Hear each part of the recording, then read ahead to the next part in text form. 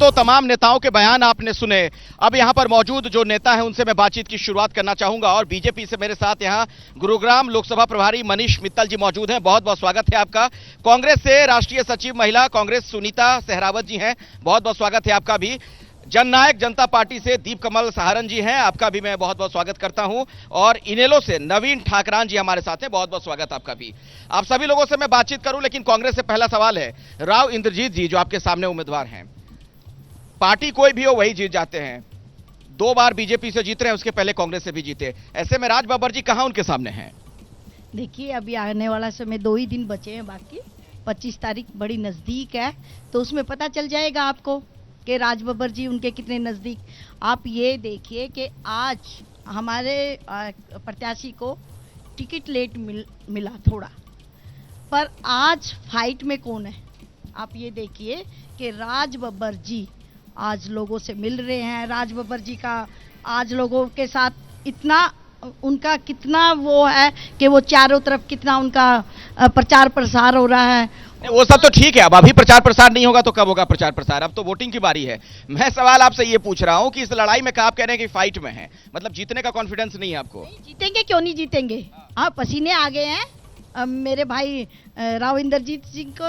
पसीने तो गर्मी की वजह से आ रहे हैं, मैं भी पसीने से लथपथ हूँ। हाँ। राज बब्बर जी की वजह से आ रहे हैं, कांग्रेस प्रत्याशी जी की वजह से पसीने आ रहे हैं क्या उनको, राव इंद्रजीत जी को? राज बब्बर जी नए कैंडिडेट है, कभी वो गुड़गांव में गए नहीं, वो पुनाड़ा को पूना बोलते हैं, उनको 9 विधानसभाओं के नाम याद नहीं है, ऐसे कैंडिडेट है। और गुड़गांव लोकसभा की बात करूं, यहाँ पर कहते थे कैंडिडेट कांग्रेस के पास मिला ही नहीं, तो उनको बाहर से कैंडिडेट लाना पड़ा। तो राज बब्बर जी कभी गुड़गांव के अंदर घूमे नहीं, उनको गुड़गांव का, रिवाड़ी का, मेवात क्षेत्र का पता ही नहीं। ऐसे उम्मीदवार हमारे सामने। आप उनको बाहरी बता रहे हैं? हाँ, भारी उम्मीदवार है, भारी नहीं, बाहरी उम्मीदवार है। और उनको यही नहीं पता कि 9 विधानसभा के नाम क्या है। पीछे जनसभा में पुनाड़ा को पुनः बोल, उनको अगर विधानसभा का नाम नहीं पता तो कैसे जीत पाएंगे? मैं इस बात से बिल्कुल सहमत नहीं हूँ। राज बब्बर जी बहुत सीनियर नेता है, बहुत वरिष्ठ नेता है। आप ये देखिए, वो सांसद रह चुके हैं, यूपी के वो उत्तर प्रदेश के प्रदेश अध्यक्ष रह चुके हैं और बहुत सीनियर और सुलझे हुए नेता है। और ये इस बात से मैं बिल्कुल सहमत नहीं हूँ कि उनको 9 विधानसभा के नाम नहीं पता। उनको 9 विधानसभा नहीं, यहाँ गुड़गांव के सभी कार्यकर्ताओं के पूरी जनता का आज उनके नाम भी पता है और उनकी सारी कॉलोनियां भी उनके टिप्स पे है और पूरा लोकसभा गुड़गांव, पूरी जो जनता यहाँ की है गुरुग्राम की, उनका भी नाम पता है। अब कहाँ है? माननीय हमको कह रही थी कि भाई लेट टिकट मिला इनको, जब तक 5 दिन के अंदर ये सेल्फी मैन बन गए, इसके अलावा इनके पास कुछ नहीं है। तो पिछली बार जो माननीय राव इंद्रजीत सिंह छठी बार की तैयारी कर रहे हैं, 3,84,000 मतों से जीते थे। इस बार पूरे हरियाणा नहीं, देश के अंदर रिकॉर्ड बनाने वाले हैं। सारी मीडिया चैनल कर रहे हैं, इस बार 8 लाख से ज्यादा मतों से जीतने वाले हैं। 8 लाख मतों से जीत जाएंगे वो? 8 लाख मतों से पूरा अनुमान है कि 8 लाख, क्योंकि जो राज बब्बर जी अभी तो 9 विधानसभा में जा ही नहीं पाए हैं और अभी तक का एक भी बड़ी जनसभा वो नहीं कर पाए हैं। मैं चर्चा को आगे बढ़ाता हूं। जेजेपी इस लड़ाई में कहां है सर? देखिए, जननायक जनता पार्टी सिर्फ गुड़गांव नहीं, पूरे हरियाणा में ही सभी 10 लोकसभा सीटों पर मजबूती से चुनाव लड़ रही है। गुड़गांव में जैसे आपने दोनों प्रमुख पार्टियों का हाल देखा, राज बब्बर जी कांग्रेस पार्टी ने उतारे। मैं मानता हूं कि हरियाणा में कांग्रेस में भूपेंद्र सिंह हुड्डा जी ने मनोहर लाल जी के सामने करनाल में और राव इंद्रजीत जी के सामने गुड़गांव में 2 सबसे कमजोर कैंडिडेट दिए हैं।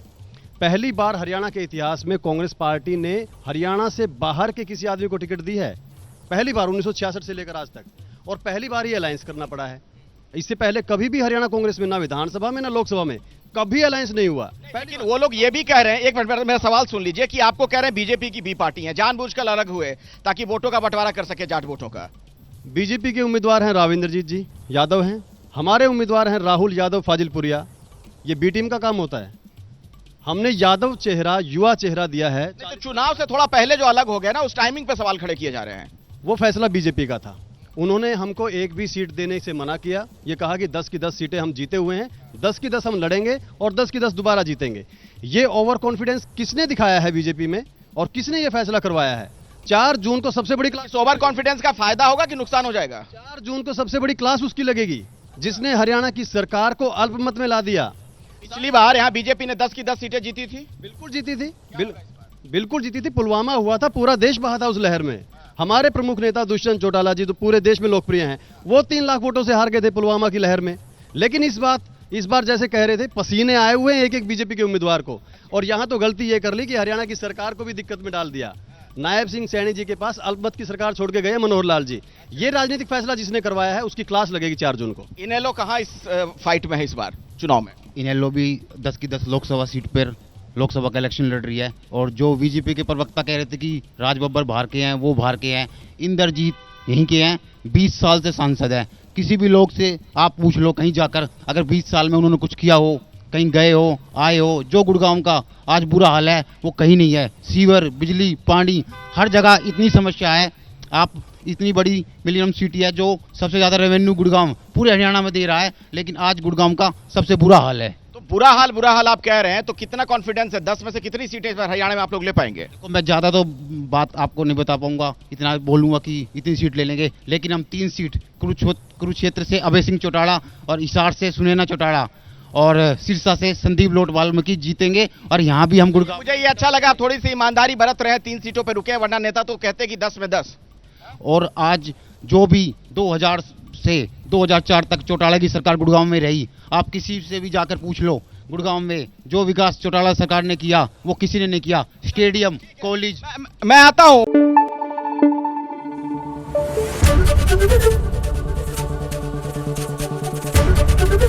एबीपी न्यूज आपको रखे आगे।